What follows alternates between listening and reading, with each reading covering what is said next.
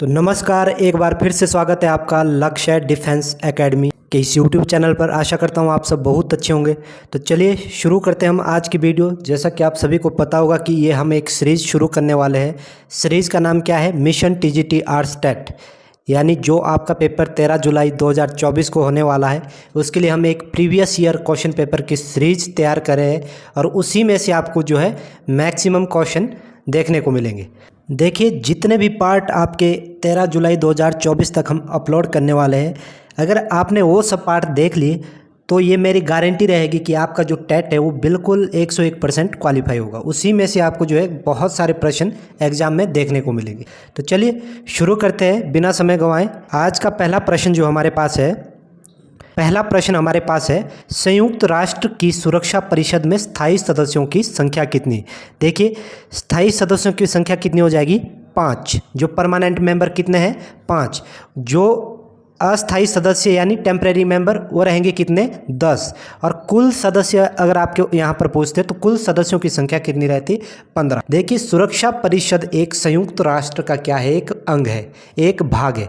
तो इसमें हम संयुक्त राष्ट्र संघ के बारे में थोड़ा सा पढ़ेंगे कि संयुक्त राष्ट्र संघ की स्थापना कब हुई थी? 24 अक्टूबर 1945 थी। लगभग कितने कंट्री है इस समय? इसमें है 193। तो ये किसके बारे में था? संयुक्त राष्ट्र संघ के बारे में। तो चलिए अगला प्रश्न देखते हैं। यहाँ पर सेल्सियस और फॉरेनहाइट किस तापमान पर बराबर होते हैं? देखिए, इंपॉर्टेंट क्वेश्चन है, बहुत बार एग्जाम में आ चुका है। इसका राइट आंसर हो जाएगा ऑप्शन नंबर बी, यानी -40 डिग्री सेल्सियस पर क्या है? सेल्सियस और फॉरेनहाइट दोनों क्या है? सेम हो जाएंगे। देखिए, अगर क्वेश्चन आता कि सेल्सियस और केल्विन, तो मैं आपकी जानकारी के लिए बता दूं कि सेल्सियस और केल्विन क्या है? ऐसा पैमाना है जो कभी भी समान नहीं हो सकता। हमेशा 273.15 डिग्री सेल्सियस का क्या है? इसमें अंतर रहता है।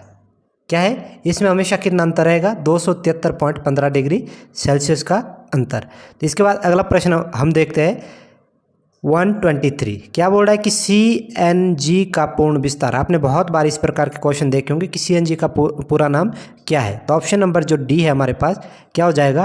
Compressed natural gas. यहाँ पर फुल फॉर्म से क्वेश्चन आया, तो और भी बहुत सारे क्वेश्चन आपके पास यहाँ पर देखने को मिल सकते हैं। जैसे कई बार पूछा गया है नीति, यानी NITI। नीति की फुल फॉर्म आपको आ सकती है, तो क्या होगी? National institution for transforming India.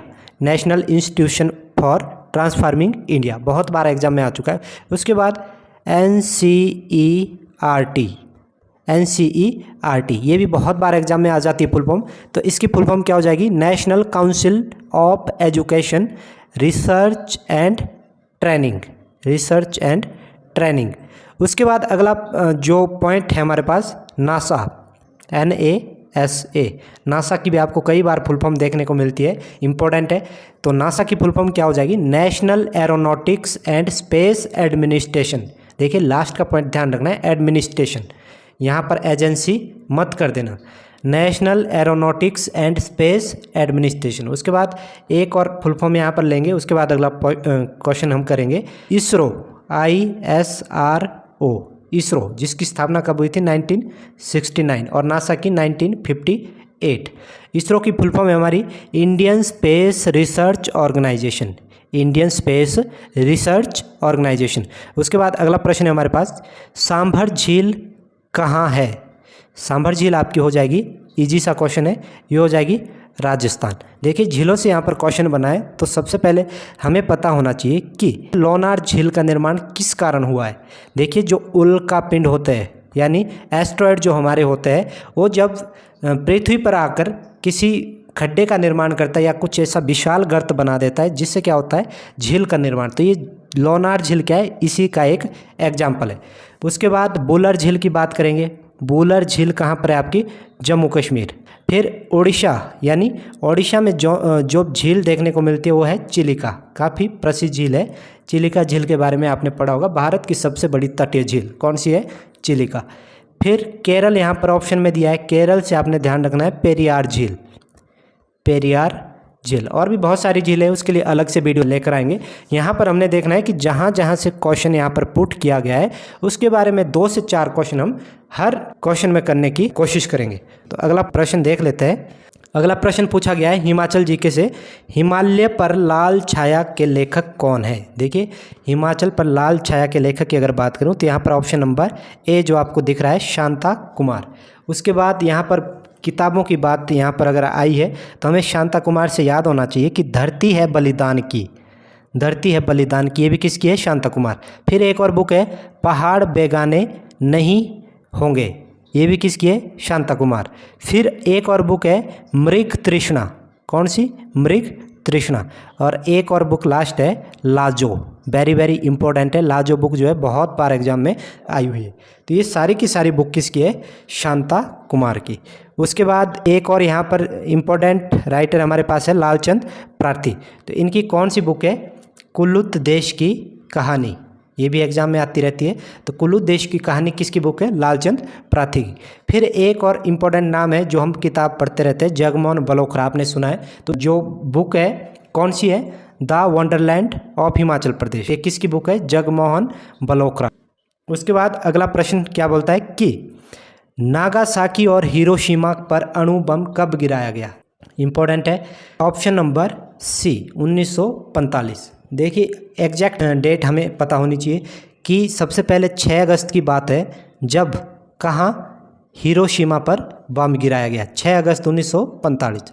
फिर 9 अगस्त 1945 को कहाँ गिराया गया, नागासाकी।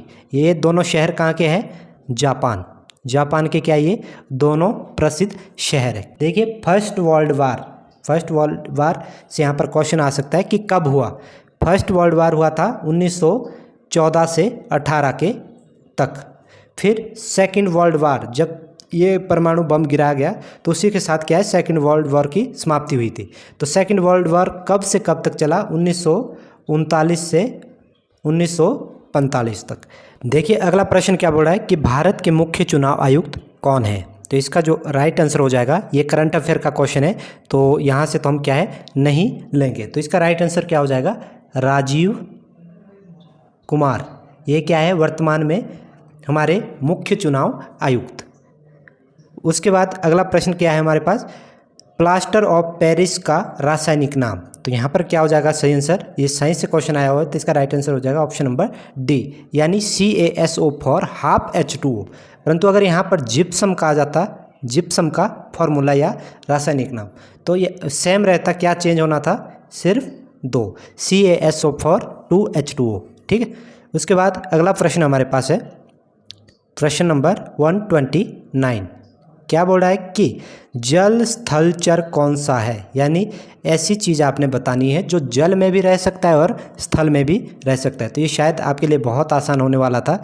देखिए आगे बढ़ने की कोई आवश्यकता नहीं थी। यहाँ पर पहला ही ऑप्शन जो है मेढक, मेढक एक ऐसी चीज़ है, ऐसा जीव है जो स्थल में भी रह सकता है और जल में भी रह सकता है। ये हम सब ने क्या है देखा हुआ है। उसके बाद अगला प्रश्न है हमारे पास कि मानव में ध्वनि की श्रवणता का परिसर क्या है। ये भी हर बार एग्जाम में क्वेश्चन देखने को मिलता है। देखिए ऑप्शन नंबर डी क्या हो जाएगा इसका राइट आंसर, यानी 20 हर्ट्ज से लेके 20,000 हर्ट्ज तक क्या है वो तरंगे होती है जिन्हें क्या है मानव सुन सकता है। उसके बाद अगला प्रश्न हमारे पास है कि सांची का स्तूप किसने बनाया। तो सांची का स्तूप की अगर बात करूं तो ये किसने बनाया था, अशोक। किसने, अशोक ने। तो अशोक के बारे में अगर आपने पढ़ा होगा तो हमने पिछले प्रश्न में भी किया था कि इनसे रिलेटेड एक युद्ध है, कौन सा, कलिंग का युद्ध। कलिंग का युद्ध पूछा जाता है कि ये कलिंग का युद्ध कब हुआ था, 261 BC में। ठीक है, किससे जुड़ा हुआ है, अशोक से।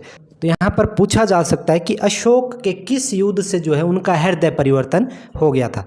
तो वो कौन सा युद्ध है, कलिंग का युद्ध। क्योंकि यहाँ पर जो है हजारों लाखों की कगार पर क्या है बहुत सारी लाशें और खून की नदियाँ बह गई थी, तो जिससे जो है इनका दिल क्या है दहल गया था और उसके बाद से इन्होंने क्या है युद्ध लड़ाई झगड़े करने छोड़ दिए थे।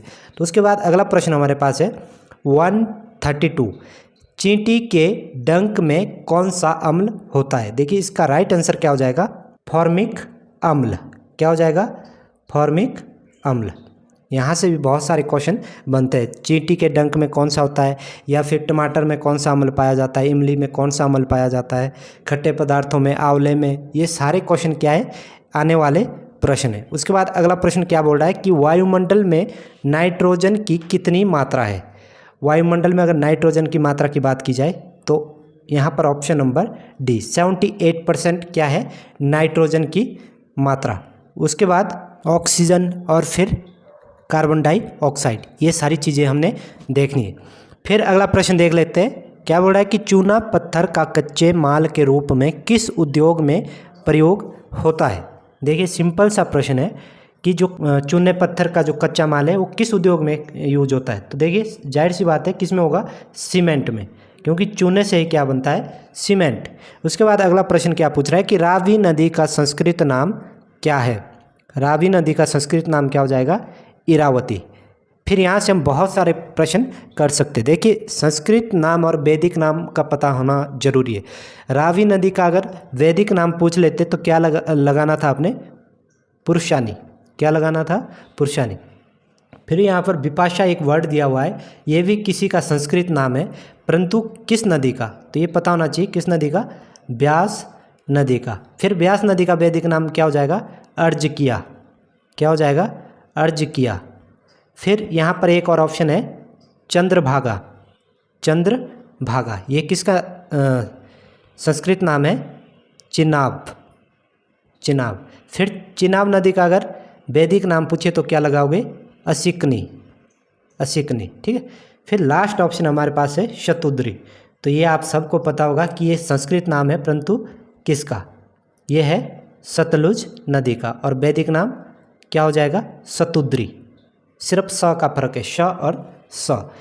उसके बाद अगला प्रश्न हम देख लेते हैं, 1857 का विशाल विद्रोह डैश डैश से शुरू हुआ था। देखिए राइट आंसर क्या हो जाएगा, मेरठ। यानी ये कब की बात है, 10 मई 1857, जब ये विद्रोह शुरू हुआ था। कहाँ से, मेरठ से। मेरठ से। देखिए 8 अप्रैल 1857 की बात है जब मंगल पांडे को क्या है, फांसी पर लटकाया गया था। फिर यहाँ पर क्या है, जो ये मेरठ से जो है शुरू हुआ था, किस टुकड़ी ने शुरू किया था। देखिए 34वीं नेटिव इन्फेंट्री एक यूनिट का नाम है, जिन्होंने क्या है ये विद्रोह शुरू किया था। उसके बाद पूछ सकते कि ये जो है विद्रोह किस कारण शुरू हुआ, इसका जो प्रमुख कारण रहा वो क्या रहा। तो देखिए डलहौजी की हड़प नीति, इसका क्या था, मुख्य कारण था किसका, 1857 की विशाल क्रांति का। उसके बाद क्वेश्चन और भी आ सकते हैं, परंतु वीडियो लंबी हो जाएगी। जैसे नाना साहिब का दूसरा नाम, तो कई बार एग्जाम में आ सकता है धुन पंत। तांत्या टोपे का नाम तो आपने लगाना है रामचंद्र पांडुरंग। झांसी की रानी का नाम आ सकता है आपको, वास्तविक नाम मणिकर्णिका। क्या है, मणिकर्णिका। तो ये बहुत सारे क्वेश्चन थे। तो अगला प्रश्न देख लेते हैं, विश्व पृथ्वी दिवस कब मनाया जाता है। देखिए सिंपल सा क्वेश्चन है, पिछली वीडियो में हमने किया हुआ था जिसमें शायद जल दिवस हमने किया था। तो विश्व पृथ्वी दिवस कब मनाया जाता है, 22 अप्रैल। ठीक एक महीना पहले यानी 22 मार्च को कौन सा दिवस मनाया जाता है, जल दिवस। फिर एक महीना आगे हमने जाना है यानी 22 मई, कौन सा दिवस मनाया जाता है, जैव विविधता दिवस। देखिए दिवस की बात है तो बहुत सारे दिवस हम यहाँ पर कर सकते हैं। 5 सितंबर को आप लगा सकते हैं शिक्षक दिवस। फिर यहाँ पर 14 नवंबर कौन सा, बाल दिवस। फिर यहाँ पर हिंदी दिवस की बात कर लेते हैं, हिंदी दिवस यानी राष्ट्रीय हिंदी दिवस कब मनाया जाता है, ये मनाया जाता है आपका 14 सितंबर। उसके बाद अगर विश्व हिंदी दिवस आए तो 10 जनवरी। ये कुछ इम्पोर्टेंट डेज थे। फिर एक और कर लेते हैं यहाँ पर, यानी अंतर्राष्ट्रीय महिला दिवस, बहुत बार एग्जाम में आया हुआ है। ये मनाया जाता है 8 मार्च। परंतु अगर राष्ट्रीय महिला दिवस पूछे तो क्या लगाओगे, 13 फरवरी। क्या लगाना है, 13 फरवरी। कब, 13 फरवरी। उसके बाद अगला प्रश्न हम देखते हैं, प्रश्न नंबर 138। हिमाचल प्रदेश की कौन सी लड़की 1993 में माउंट एवरेस्ट पर चढ़ने वाली विश्व की सबसे कम आयु वाली लड़की थी। यानी उसका नाम क्या था, option number C Dicky Dolma. यहाँ पर प्रश्न आ सकता है कि भारत की प्रथम महिला जो माउंट एवरेस्ट पर चढ़ी उसका नाम क्या था? विछेंद्री पाल। फिर अगर विश्व की पूछे तो विश्व में क्या लगाओगे? जुंको तबई, ये प्रथम महिला थी विश्व की जो माउंट एवरेस्ट पर चढ़ी। फिर अगर पुरुषों में बात करें तो विश्व में प्रथम पुरुष कौन थे? शेरेपा तेंजिंग तथा एडम हिलेरी, ये दो व्यक्ति थे जिन्होंने सर्वप्रथम क्या है माउंट एवरेस्ट पर फतेह हासिल की थी। उसके बाद अगर माउंट एवरेस्ट की बात यहाँ पर कर रहे हैं बार बार, तो इसकी हाइट का पता होना हमें आवश्यक है। 88, 48 या कई बार आपको 88, 50 देखने को मिल सकता है, यानी 8848 मीटर। उसके बाद अगला प्रश्न हम देखेंगे, हिमाचल प्रदेश की सबसे बड़ी कृत्रिम झील कौन सी है? ऑप्शन नंबर बी यानी गोविंद सागर झील। क्या हो जाएगा? Right answer. परंतु अगर भारत की यहाँ पर बात की जाए तो भारत की कौन सी हो जाएगी? गोविंद बल्लभ पंत सागर, गोविंद बल्लभ पंत सागर झील। अक्सर लोग इन दोनों झीलों को क्या है सेम ही मान लेते, परंतु क्या ये दोनों अलग अलग है।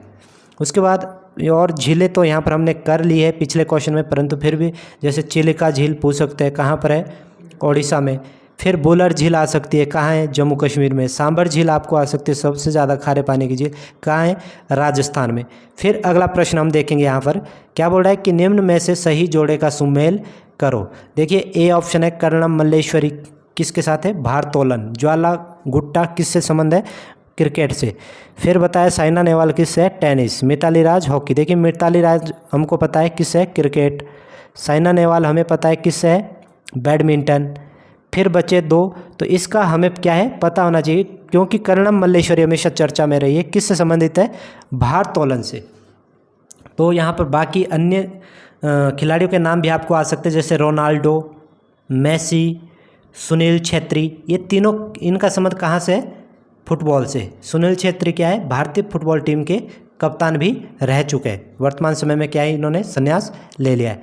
उसके बाद अगले प्रश्न यहाँ पर आ सकते हैं, जैसे रोहित शर्मा, विराट कोहली, सचिन तेंदुलकर या राहुल द्रविड़, इन सब का संबंध भी किससे है?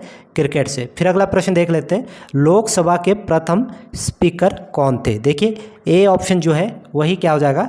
सही आंसर, यानी जीवी मावलंकर, यानी गणेश वासुदेव मावलंकर, ये कौन थे? प्रथम लोकसभा स्पीकर।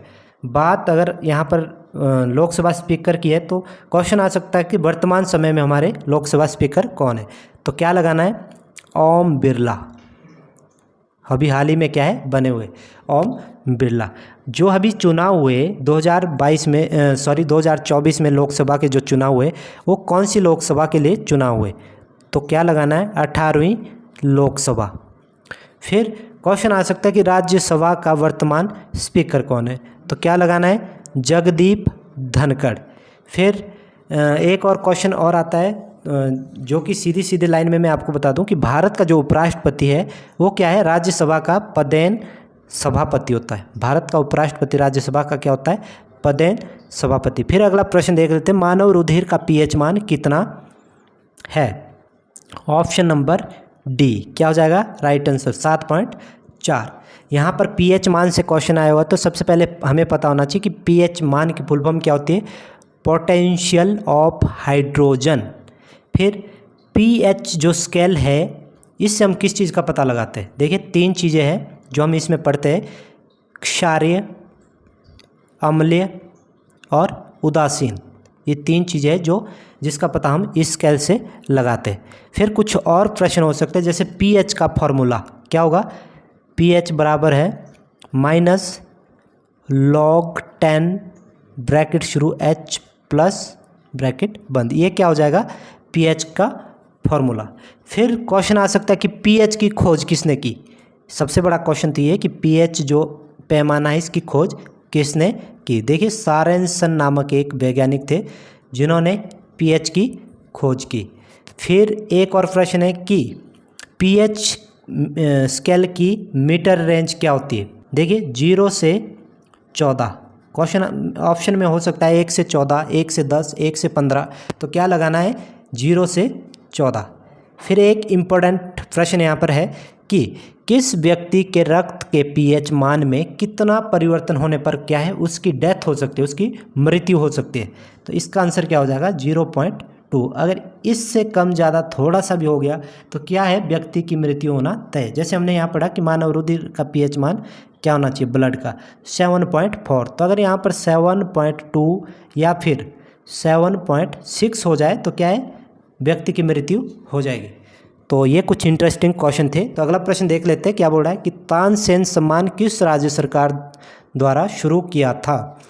तो देखिए ये मध्य प्रदेश सरकार द्वारा दिया जाता है। कौन सा पुरस्कार? तानसेन।